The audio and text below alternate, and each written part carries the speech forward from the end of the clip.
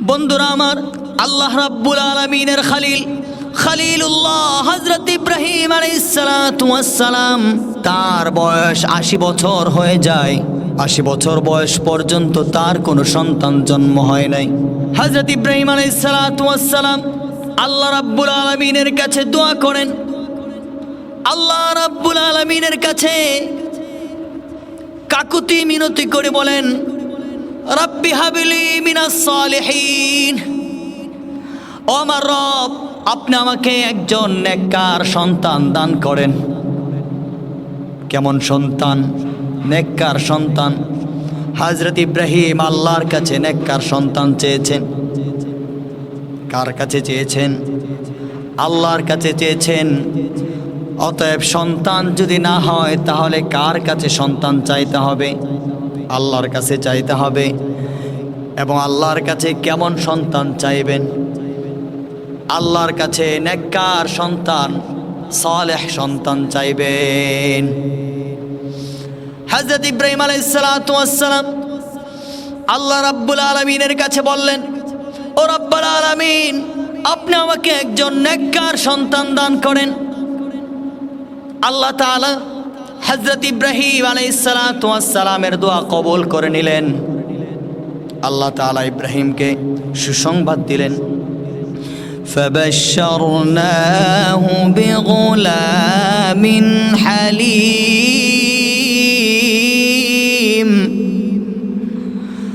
আল্লাহ রাব্বুল আলামিন ডাক দিয়া বলেন, ও ইব্রাহিম, আমি তোমাকে একজন সহনশীল হালিম সন্তানের সুসংবাদ দিলাম। আল্লাহ রাব্বুল আলামিন হযরত ইব্রাহিম আলাইহিস সালাতু ওয়াস সালামকে একজন হালিম সহনশীল সন্তান দান করলেন। ইব্রাহিম আলাইহিস সালাতু ওয়াস সালাম সেই সন্তানের নাম রাখলেন ইসমাঈল। হযরত ইসমাঈল আলাইহিস সালাতু ওয়াস সালাম জন্মের কয়েকদিন পরেই আল্লাহ তাআলা হযরত ইব্রাহিম আলাইহিস সালাতু ওয়াস সালামকে আদেশ দিলেন, ও ইব্রাহিম, যাও, তুমি তোমার সন্তানকে এবং তুমি তোমার প্রিয়তমা স্ত্রী হাজারা আলাইহাস সালাতু ওয়াস সালামকে আমার ঘর বাইতুল্লাহর কাছে মক্কার মরুভূমিতে নিয়ে রেখে আসো। হযরত ইব্রাহিম আলাইহিস সালাতু ওয়াস সালাম আল্লাহর নির্দেশ পেয়ে রাজি হয়ে গেলেন।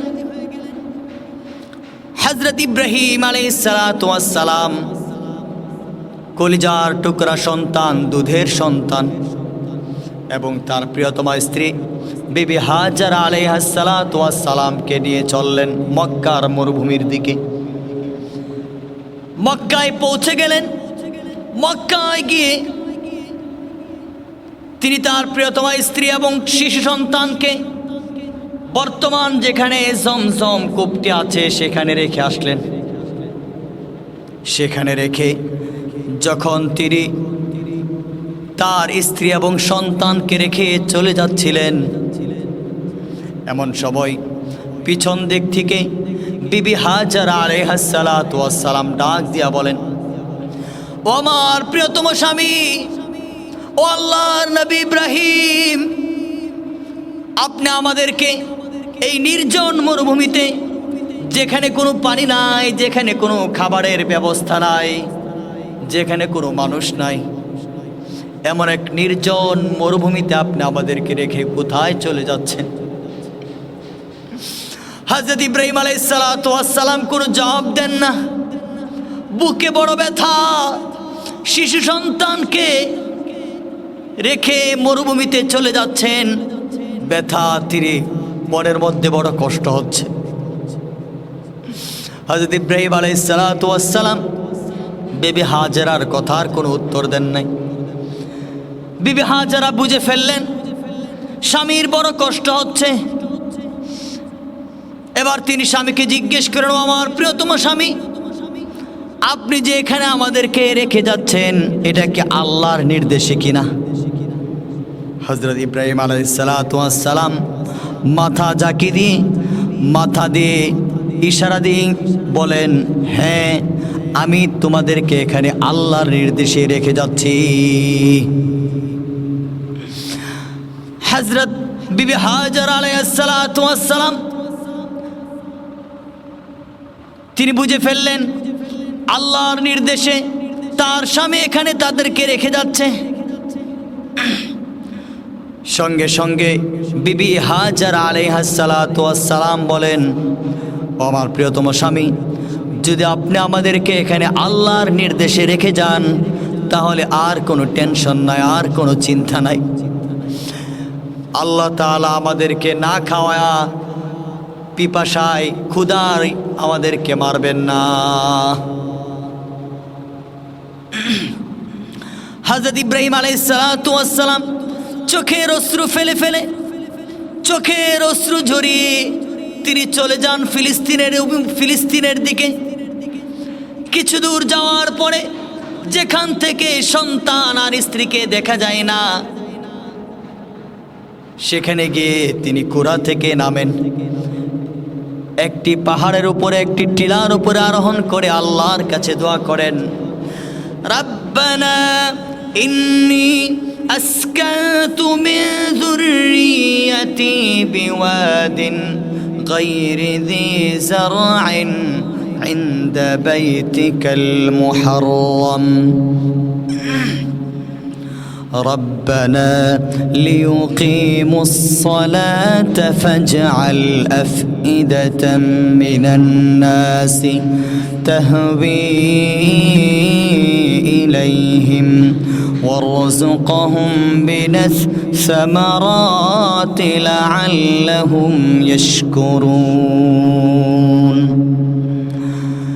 একটি টিলার উপরে আরোহণ করে হযরত ইব্রাহিম আলাইহিস সালাতু ওয়াস সালাম আল্লাহ তাআলাকে ডাক দিয়া বলেন, ও রব্বুল আলামিন, আমি আমার প্রিয়তম সন্তান ইসমাঈলকে এবং আমার প্রিয়তম স্ত্রী বিবি হাজার আলাইহিস সালাতু ওয়াস সালামকে এক নির্জন মরুভূমিতে রেখে আসছি, যেখানে কোনো পানীয়র ব্যবস্থা নাই, যেখানে কোনো খাবারের ব্যবস্থা নাই। রব্বুল আলামিন, আপনার পবিত্র ঘর বাইতুল্লাহর কাছে তাদেরকে রেখে আসছি। ও রব্বুল আলামিন, আপনি তাদেরকে নামাজ আদায় করার তৌফিক দিয়েন। আপনি তাদের দিকে পৃথিবীবাসীর মানুষের অন্তরগুলো তাদের দিকে ঝুঁকায় দেন এবং তাদেরকে আপনি ফলমূল রিজিক হিসেবে দান করেন। আল্লাহ রাব্বুল আলামিন হযরত ইব্রাহিম আলাইহিস সালাতু ওয়াস সালামের দোয়া কবুল করে নিলেন। সেই ইব্রাহিমের দোয়ার ফসল আজও পর্যন্ত সৌদির মানুষ ভোগ করছে। মক্কা মদিনাবাসী আজও পর্যন্ত সেই ইব্রাহিমের দোয়াল ফসল ভোগ করছে। বন্ধুরা আমার, সেই ইব্রাহিমের নিয়ামত ভোগ করে আজকে সৌদির রাজা বাদশারা আল্লাহর নাফরমানিতে মেতে উঠেছে। জেনে রাখবেন, পৃথিবীর ইতিহাস হলো, যখন যারাই আল্লাহর নাফরমানি করেছে তারাই আল্লাহর গজবের শিকার হয়েছে। ইহুদিরা, বনি ইসরাইল, তারা ছিল হযরত ইয়াকুব আলাইহিস সালাতু ওয়াস সালামের বংশের সন্তান।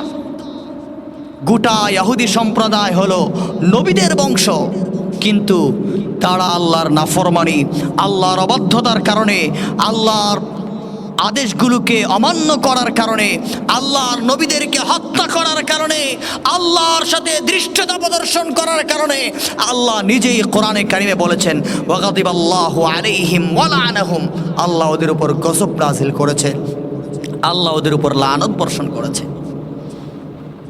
তাই আল্লাহর রহমত কোনো এলাকার সাথে, কোনো সম্প্রদায়ের সাথে, কোনো ব্যক্তির সাথে, কোনো গোষ্ঠীর সাথে সম্পৃক্ত নয়। আল্লাহর রহমত তারাই পাবে যারা আল্লাহকে ভয় করবে। আল্লাহর রহমত তারাই পাবে যারা আল্লাহর আদেশগুলোকে মান্য করবে। আল্লাহর রহমত তারাই পাবে যারা নবীজির সুন্নাহকে আঁকড়ে ধরবে। ঠিক কিনা বলেন? বন্ধুরা আমার, এই হযরত ইব্রাহিম আলাইহিস সালাতু ওয়াস সালাম তার সন্তান হযরতে ইসমাঈল আলাইহিস সালাতু ওয়াস সালাম এবং বিবি হাজার আলাইহিস সালাতু ওয়াস সালামকে রেখে চলে যান ফিলিস্তিনে। যখন হযরত ইসমাঈল আলাইহিসসালামের বয়স 12 থেকে 13 বছর হয়েছে। তখন আল্লাহ তাআলা হযরত ইব্রাহিমকে স্বপ্নের মাধ্যমে আদেশ করেন, ও ইব্রাহিম, তুমি তোমার কলিজার টুকরা সন্তান ইসমাঈলকে আমার সন্তুষ্টির জন্য কুরবানি করো, জবাই করো। কোরআনে আল্লাহ তাআলা বড় সুন্দর করে বলেন, فلما بلغ معه السعي قال يا بني إني أرى في المنام أني أذبحك فانظر ماذا ترى।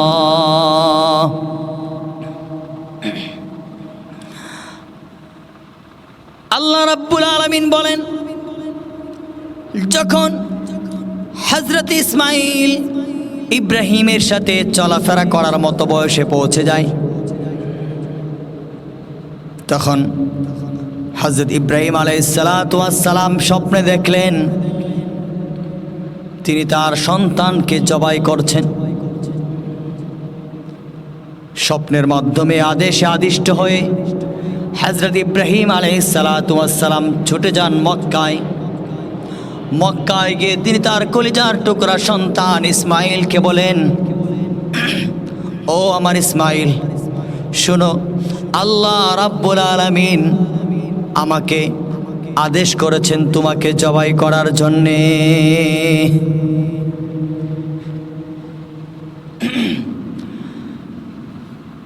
হযরত ইসমাঈল আলাইহিসসালাম বাবার স্বপ্নের বিবরণ শুনে সঙ্গে সঙ্গে তিনি বললেন, ইয়া আবাতি ফাআল মা তু'মার সাতাজিদুনি ইনশাআল্লাহু মিনাস সাবিরিন। আল্লাহু আকবার। ইসমাঈল আলাইহিসসালাম কি বলেছিলেন? তিনি কি বলেছিলেন, আল্লাহ, ও আমার আব্বা, এতদিন পর্যন্ত তুমি আমার কোনো খোঁজ নেও নাই, এখন এত বছর হয়েছে, এখন আয়েশা বলো আমাকে জবাই করার জন্য, আর কোনো কিছু পাইছ না, এমন কিছু বলেছিলেন? যেমন বাবা তেমন সন্তান, বাবা যেমন আল্লাহর নবী, সন্তানও ছিলেন তেমনই নবী। হযরত ইসমাঈল আলাইহিসসালাম ঘোষণা করেন, ও আমার আব্বাজান, আল্লাহ রাব্বুল আলামিন আপনাকে যে আদেশ দিয়েছেন আপনি সে আদেশকে বাস্তবায়ন করেন। আপনি আমাকে ধৈর্যশীল বান্দাদের অন্তর্ভুক্ত পাবেন। পড়েন আল্লাহু আকবার, আল্লাহু আকবার। বন্ধুরা আমার, বাবা এবং সন্তান উভয় একজন জবাই করার জন্যে আরেকজন জবাই হওয়ার জন্য প্রস্তুত হয়ে গেলেন। সন্তান জবাই হবে আর বাবা জবাই করবেন, রাজি হয়ে গেলেন। সন্তানকে জবাই করার উদ্দেশ্যে বাবা নিয়ে চললেন মিনার প্রান্তরের উদ্দেশ্যে। বাবা এবং সন্তান যাচ্ছে মিনার প্রান্তরের দিকে।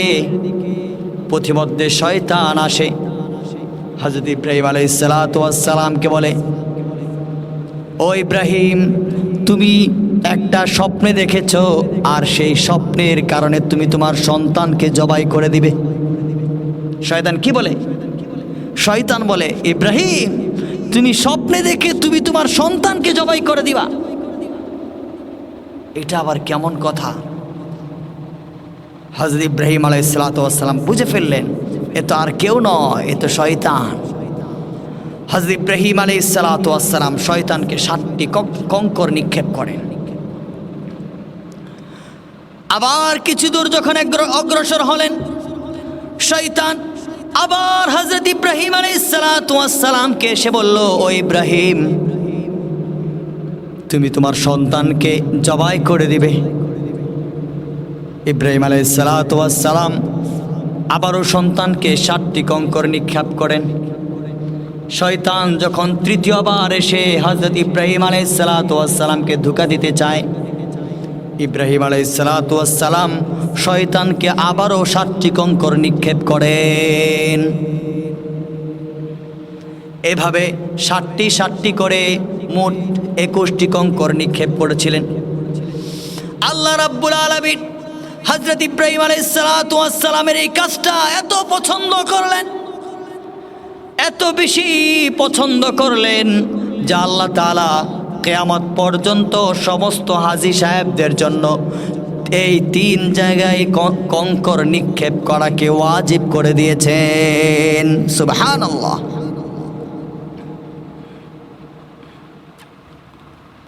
বন্ধুরা আমার, হযরত ইব্রাহিম আলাইহিসসালাতু ওয়াসসালাম যখন তার কলিজার টুকরা সন্তান হযরত ইসমাঈল আলাইহিসসালাতু ওয়াসসালামকে নিয়ে মিনায় পৌঁছেন, যখন জবাইয়ের প্রস্তুতি নেন, হযরত ইসমাঈল আলাইহিসসালাতু ওয়াসসালাম ডাক দিয়া বলেন, ও আমার আব্বাজান, আপনি আমার হাত পাগুলো ভালো করে বেঁধে নেন যাতে আমি নড়াচড়া না করি, এবং ছুরিটা ভালো করে ধার দিয়ে নেন যাতে জবাই করতে আমার কি কষ্ট না হয়।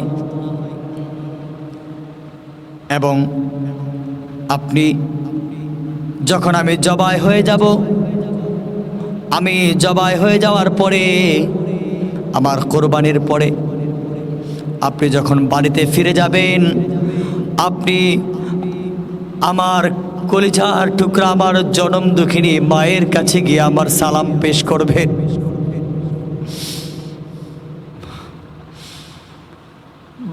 এবার বাবা সন্তানকে শোয়া জবাই করা শুরু করে দেয়।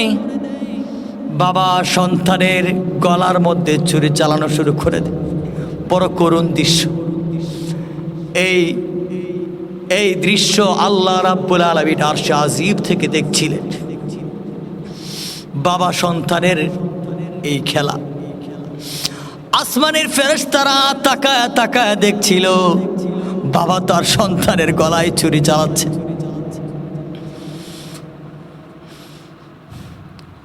বন্ধুরা আমার, আল্লাহ তাআলা বড় খুশি হয়ে গেলেন। ইব্রাহিম আল্লাহর সন্তুষ্টির জন্য তার একমাত্র সন্তান ইসমাইলের গলায় ছুরি চালাচ্ছে। এই দৃশ্য দেখে আল্লাহ খুশি হয়ে গেলেন। আল্লাহ রাব্বুল আলামিন হযরতে জিবরিল আলাইহিসসালাতু ওয়াসসালামকে আদেশ দিলেন, ও জিবরাইল, যাও, আমার বন্ধু পরীক্ষায় পাশ করে ফেলেছে, দ্রুত জান্নাত থেকে একটি দুম্বা নিয়ে যাও, ইসমাইলকে সরায়া ইব্রাহিমের ছুরির নিচে সেই দুম্বাটাকে শোয়া দাও। পড়েন আল্লাহু আকবার। আল্লাহ তাআলা এই কথাই কোরআনে কারিমে বলেন, ওয়ানাদাইনাহু আইয়া ইব্রাহিম قد صدقت الرؤيا إنا كذلك نجزي المحسنين। আল্লাহর নির্দেশে হযরত জিবরিল আলাইহিসসালাতু ওয়াসসালাম দুম্বা এনে, জান্নাতি দুম্বা এনে হযরত ইব্রাহিম আলাইহিসসালাতু ওয়াসসালামের ছুরির নিচে শোয়া দিলেন। আর হযরত ইসমাইল আলাইহিসসালাতু ওয়াসসালামকে সরায় দিলেন। সঙ্গে সঙ্গে যেই ছুরি হযরত ইসমাইলকে জবাই করতে পারছিল না, সেই ছুরি সঙ্গে সঙ্গে জান্নাতে সেই দুম্বাকে জবাই করে ফেলে। পড়েন আল্লাহু আকবার। এই হলো বিশাল পরীক্ষা। এই পরীক্ষায় পাশ করার পরে আল্লাহ তাআলা হযরত ইব্রাহিমের জন্য পুরস্কার ঘোষণা করেন। আল্লাহ নিজেই বলেন, সালামুন আলা ইব্রাহিম। ইব্রাহিমের উপর চিরকাল শান্তি বর্ষিত হোক। পড়েন আল্লাহু আকবার। তো পরীক্ষায় পাশ করার পরে আল্লাহ তাআলা হযরত ইব্রাহিম আলাইহিসসালাতু ওয়াসসালামকে মহা পুরস্কার দিলেন। তো বন্ধুরা আমার, এই হলো কোরবানির সংক্ষিপ্ত ইতিহাস। এই ইতিহাস থেকে আমাদের শিক্ষা কি? এই ইতিহাস থেকে 1 নম্বর শিক্ষা হলো, আল্লাহর নির্দেশ পাওয়ার পরে সেই নির্দেশ পালনে কখনো দ্বিধাদ্বন্দ্ব করা যাবে না। আল্লাহর নির্দেশ আসার পরে সঙ্গে সঙ্গে সেই নির্দেশকে পালন করে নিতে হবে। সেই নির্দেশ, সেই আদেশ আমার যুক্তি, আমার মেধা, আমার বুদ্ধি এর মাধ্যমে আমি বুঝতে পারি কিংবা না পারি, সেটা মানতে হবে। হযরত ইব্রাহিম আলাইহিস সালাতু ওয়াস সালামকে আল্লাহ আদেশ করেছিলেন সন্তান জবাই করার জন্য, যার কোনো ইতিহাস ইতিপূর্বে নাই, যা একটা একদম ব্যতিক্রমী বিষয় ছিল। কিন্তু হযরত ইব্রাহিম আলাইহিস সালাতু ওয়াস সালাম আল্লাহর সে আদেশ পাওয়ার পরে তিনি সামান্য পরিমাণ দ্বিধাবোধ করেন নাই, তিনি বিলম্ব করেন নাই। তিনি বলেন নাই, আল্লাহ আমাকে একমাত্র একটা সন্তান দিয়েছ, আবার সেই সন্তানকে তুমি জবাই করার জন্য বলছো। ও আল্লাহ, এটাকে বাদ দিয়ে তো অন্য কিছু জবাই করলে হয়, এমন কিছু আল্লাহকে বলেছিলেন? বলেন নাই। তো মুসলমানের পরিচয়, মিল্লাতি ইব্রাহিমের অনুসারী যারা হবে তাদের ওইটাই দায়িত্ব, আল্লাহর নির্দেশ আসার পরে সেখানে কোনো যুক্তিতর্ক দাঁড় করানো যাবে না। যুক্তির মাধ্যমে আমার বুঝে আসুক কিংবা না আসুক, সেটাকে মানতে হবে, সেটাকে বাস্তবায়ন করতে হবে, তবেই প্রকৃত মুসলিম হওয়া যাবে। 2 নম্বর শিক্ষা হলো, আল্লাহ তাআলা মানুষকে মাঝে মাঝে পরীক্ষা করেন, মাঝে মাঝে বিপদ আপদের মাধ্যমে আল্লাহ তাআলা মানুষকে পরীক্ষা করেন। সেই পরীক্ষায় যারা ধৈর্য ধারণ করতে পারে, সেই পরীক্ষায় যারা আল্লাহর শুকরিয়া এবং কৃতজ্ঞতা আদায় করতে পারে, তাদেরকে আল্লাহ তাআলা মহা পুরস্কার দান করেন, যেমনটা দান করেছেন হযরত ইব্রাহিম আলাইহিস সালাতু ওয়াস সালামকে। তাই বিপদ আসলে ধৈর্য হারা হওয়া যাবে না, বিপদ আসলে আল্লাহর কথা ভুলে যাওয়া যাবে না, বিপদ আসলে অস্থির হওয়া যাবে না, বিপদে ধৈর্য ধারণ করতে হবে, বিপদে আল্লাহর কাছে সাহায্য চাইতে হবে, বিপদে আল্লাহ অভিমুখী থাকতে হবে। আল্লাহ রাব্বুল আলামিন আমাদের জীবনের প্রতিটি ক্ষেত্রে কোরবানের শিক্ষাকে ধারণ করার তৌফিক দান করেন, সারাটা জীবন প্রকৃত মুসলিম হিসেবে যাপন করার তৌফিক দান করেন। আমিন। ওয়া আখিরু দাওয়ানা আনিল হামদুলিল্লাহি রাব্বিল আলামিন।